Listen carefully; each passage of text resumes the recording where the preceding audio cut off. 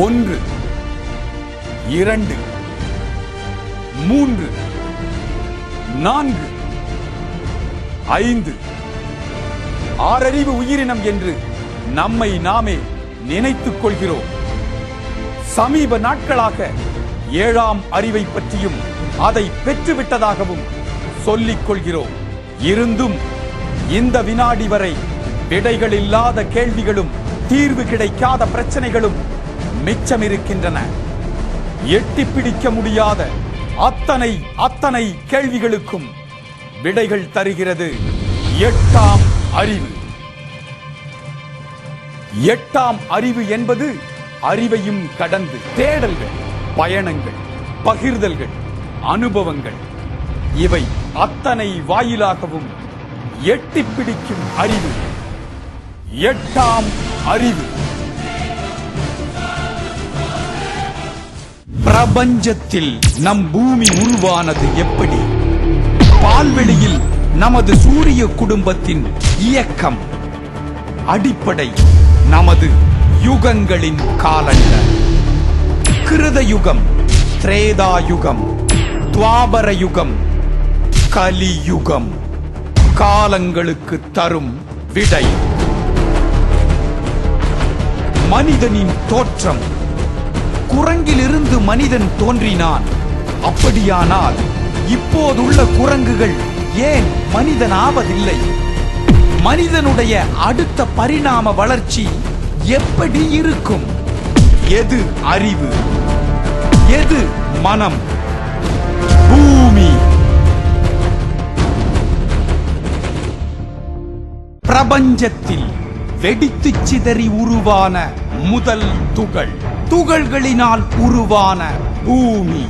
வெப்பமான பாறைகள் குளிர்ந்து உருவானது மண். பூமியில் உயிர்கள் உருவாக நிலை நிற்க ஆதாரமான மண். உயிரினங்களின் உயிரினமே மண்ணை நிலமகள் பூமாதேவி என்பது நம் பாரத பண்பாட்டு அறிவியல். மண் தோன்றிய விதம். மதிப்பிற்குரிய மண்.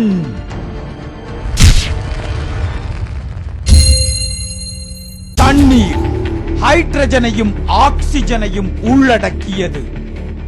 திரவ வடிவத்தில் தண்ணீர், திட வடிவத்தில் பனிக்கட்டி, காற்று வடிவத்தில் நீராவி.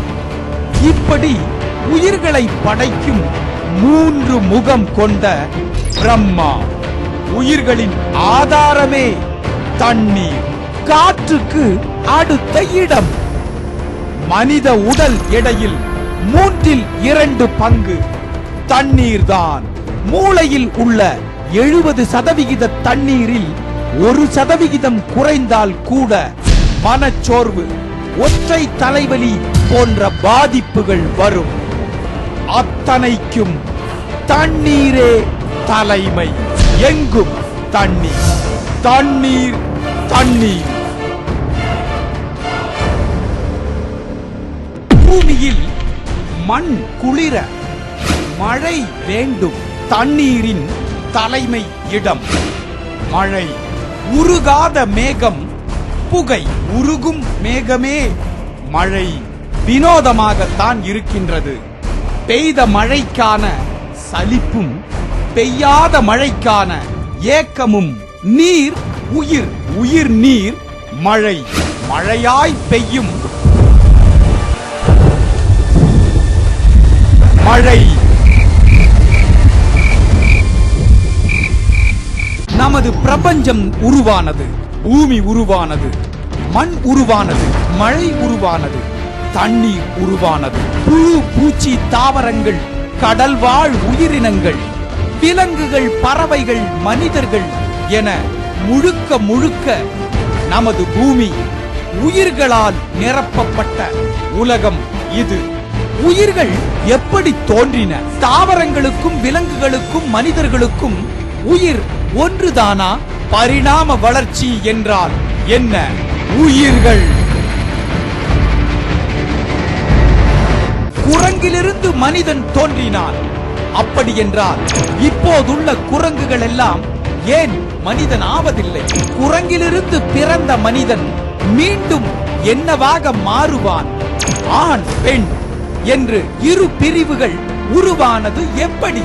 முழுக்க முழுக்க ஆச்சரியங்களும் அதிசயங்களும் நிறைந்த ஒரு புதிய உலகத்துக்குள் நாம் பிரவேசிக்கின்றோம். இங்கு நாம் தேடப்போவது நம்மைத்தான், மனிதன். பூமியில் தோன்றிய முதல் மனிதன் தமிழன். பூமியின் முதல் மொழி தமிழ். ஆதி தமிழ் கண்டம்தான் அகண்ட பாரதம். அதுதான் இன்றைய பாரதம், இந்தியாவானது. ஆரியர் திராவிடர் பிரிவினை அரசியல் வியாபாரத்துக்கு உருவாக்கப்பட்ட பெரும் பொய். தமிழும் கடவுளும் விஞ்ஞானமும் வேறு வேறு அல்ல. அத்தனைக்கும் விஞ்ஞானத்தின் ஆராய்ச்சி ஆதாரங்கள். மீண்டும் லமூரியா. அறிவியல் ஆராய்ச்சியும் அறிவுபூர்வ வாழ்க்கை முறைகளும் தமிழகத்திற்கு புதியவை அல்ல. நோயற்ற வாழ்க்கைக்கு ஆதித்தமிழனின் பங்களிப்புகள் மகத்தானவை. மனிதன் மட்டுமல்ல, அவன் உடனேயே வாழும் மற்ற உயிரினங்களுக்கும் மருத்துவம் சொன்னவர்கள். மனித சமூகத்திற்கு மகிழ்ச்சியை கொடுத்தவர்கள் இவர்கள். உலகம் முன்னேறுவதற்கான பல உண்மைகளை கண்டுபிடித்தவர்கள் இவர்கள். மனிதகுல வாழ்வுக்காக உழைத்த விஞ்ஞானிகள் இவர்கள். இத்தகைய விஞ்ஞானிகள் யார்? இந்த தியாகிகள் யார்?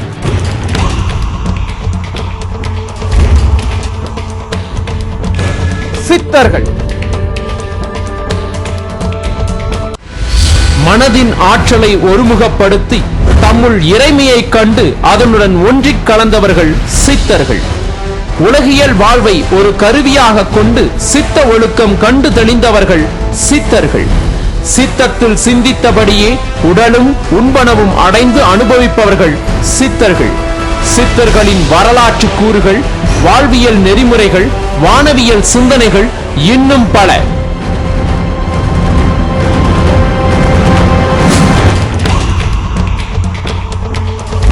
பொக்கிஷங்களாக சித்தர்கள்.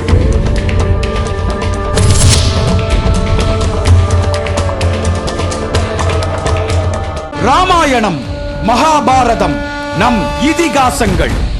இது இப்படி நடந்தது, அதுவே இதிகாசம். ராமாயணம் இங்கு நடந்த நிகழ்வுகள், சரித்திர விஞ்ஞான ஆதாரங்கள். ஸ்ரீராமன் 17 லட்சம் ஆண்டுகளுக்கு முன் இந்த மண்ணில் வாழ்ந்தவன். தற்போது இலங்கையில் கிடைத்துள்ள ராவணனின் இறந்த பதப்படுத்தப்பட்ட உடல் உள்ள கல் பெட்டி. நடந்த சரித்திரங்கள், பாரம்பரிய அடையாளங்கள். சேது சமுத்திர திட்டத்துக்காக ராமர் பாலத்தை உடைக்க கூடாது. ஏன்? ராவண சேது சமுத்திர திட்டத்துக்காக ராமர் பாலத்தை உடைக்க கூடாது. ஏன்? உடைத்தால் உருவாக போகும் அழிவுகள். ராமன் என்ன என்ஜினியரா? அபத்தமான அறியாமை கேள்விகளுக்கு ஆச்சரியங்கள் நிறைந்த அறிவியல் விடைகள். மிதக்கும் கற்கள், இயற்கை தெய்வீகம். வரலாற்று மனிதன் ஸ்ரீராமனும் அனுமன் படைகளும் கட்டிய உச்சகட்ட விஞ்ஞானத்தின் அடையாளம். பூமியின் நினைவு சின்னம். ராமர் பாலம். மகாபாரதம் நம் இதிகாசம். இந்த மண்ணில் நடந்த சரித்திரங்கள். கடலுக்கு அடியில் இப்போது கண்டுபிடிக்கப்பட்டுள்ள இந்த மண்ணில் வாழ்ந்த ஸ்ரீ கிருஷ்ணனின் துவாரகா நகரம். தற்போதைய ஈரான் வரை பறந்து விரிந்து கிடந்த அகண்ட பாரதம். உலகின் முதல் அட்டாமிக் எக்ஸ்ப்ளோஷன், அணுகுண்டு வெடிப்பு நிகழ்த்தப்பட்டது பாரத நாட்டில் தான். வெளிநாட்டு விஞ்ஞானிகளின் பேட்டி. பாண்டவ கௌரவ யுத்தம். குருஷேத்திரம். தர்மத்தின் வாழ்வதனை சூது கவ்வும். தர்மமே மறுபடி வெல்லும். பகவத்கீதை நிகழ்ந்த தருணங்கள். உண்மையின் வெற்றிக்காக தீய சக்திகள் அனைத்தையும் அழித்து சாம்பலாக்கிய உலகின் அணுகுண்டு யுத்தம். மகாபாரத யுத்தம். கீதையின் பாதையில் அதே பார்முலாவில் உருவாக்கப்பட்டதுதான் தற்போதைய அட்டாமிக் எக்ஸ்ப்ளோஷன் எனப்படும் அணுகுண்டு வெடிப்பு. ஆதாரம் அமெரிக்க தலைமை விஞ்ஞானியின் பேட்டி. கிருஷ்ண பரமாத்மாவின் இரண்டாம் குருஷேத்திரம். சங்ககால புலவர்கள், சங்ககால அரசர்கள், சங்ககால வள்ளல்கள், சங்ககால சேர சோழ பாண்டிய பல்லவர்கள் இவர்கள் என்ன செய்தார்கள்? கோயில்கள், சிற்பக்கலைகள், இசைக்கருவிகள், தமிழ் மொழி, தமிழ் நூல்கள், கலைகள், பிரபந்தங்கள், நடன நாடக நாட்டியங்கள், கலாச்சாரம், நாகரிகம், உணவு முறை, போர்க்களங்கள் நிறைந்த சங்ககாலம். ஆயுதங்கள், வேகம், வாகனங்கள், விமானம் என அத்தனை கண்டுபிடிப்புகளுக்கும் ஆதி முதல் நம் பாரத நாடுதான். உலகம் மறைத்தது பாதி, நம்மை நாமே மறந்தது மீதி. பறப்பது சுகம், மனிதன் தனியாக பறந்தான். அன்றும் இன்றும் பறவையைப் போல பறக்கும் வாகனத்தை, விமானத்தை கண்டுபிடித்தவர்கள் நம் இந்தியர்கள் தான். பரத்வாஜ மகரிஷியின் விமானிகா சாஸ்திரா லட்சக்கணக்கான ஆண்டுகளுக்கு முன்பே நாம் பறந்தது நிஜம். எதையும் தன்னை நோக்கி கவரும் பூமி, புவி கவர்ச்சி. இதற்கு எதிராக மேலெழுந்து விமானம் பறக்கும் ஆச்சரிய தொழில்நுட்பம். இது இன்று, அன்று லட்சக்கணக்கான ஆண்டுகளுக்கு முன்னே நம் நாட்டில் பறந்த புஷ்பக விமானம், ருக்ம விமானம், சகுன விமானங்கள் பறந்தது எப்படி? இன்றுள்ளதை விட மிக மேலான அன்றைய பாரத தொழில்நுட்பம். பறந்த விமானங்களின் மாடல்கள். இரும்பு பறவை. இன்று கண்டம் விட்டு கண்டம் பாயும் ஏவுகணைகளை கண்டு வாய் பிளந்து ஆச்சரியப்படுகிறோம்.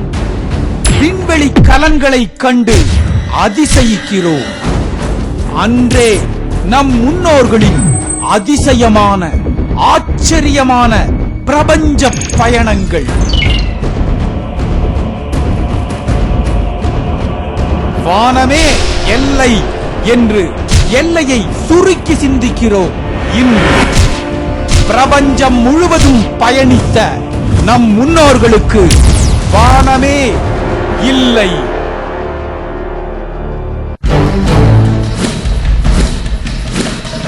ஆயிரத்து 100 ஆண்டுகள் பழமை வாய்ந்த கோயில்.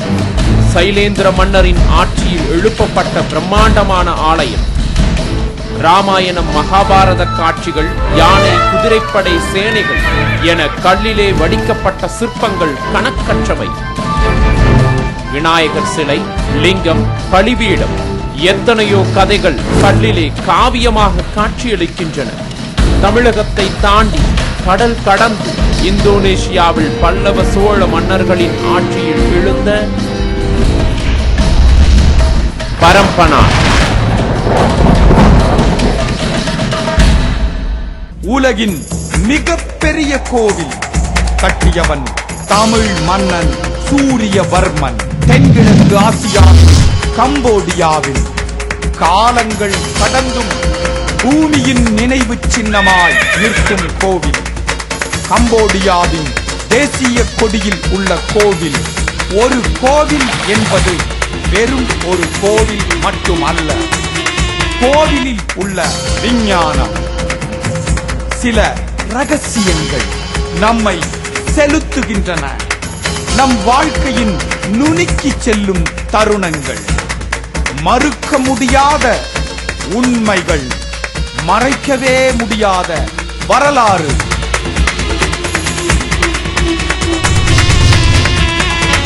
அங்கோர் வாட் பல சரித்திர நிகழ்வுகளை முன்கூட்டியே சரியாக சொன்ன மனிதன்.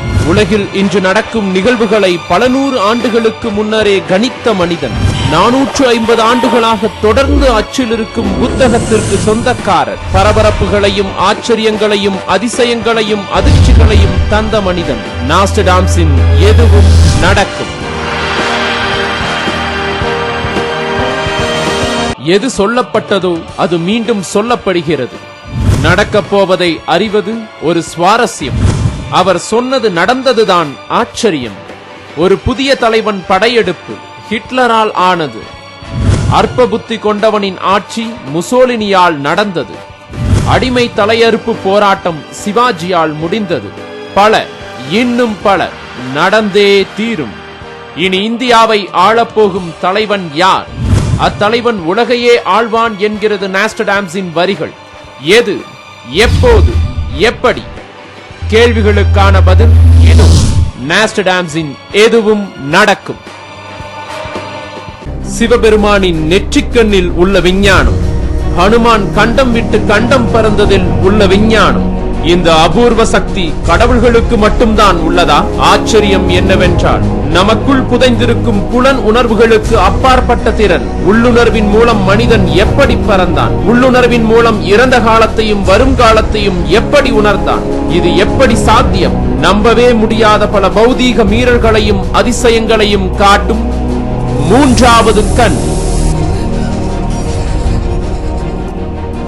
தமிழன் பயணித்த முதல் கடல் பயணம். பல நூற்றாண்டுகளுக்கு முன்னரே உலகை சுற்றி வந்த தமிழனின் பயணம். சங்ககால தமிழகத்தின் நாகரீகங்களையும் பண்பாட்டினையும் உலகிற்கு பரப்பிய பயணம்.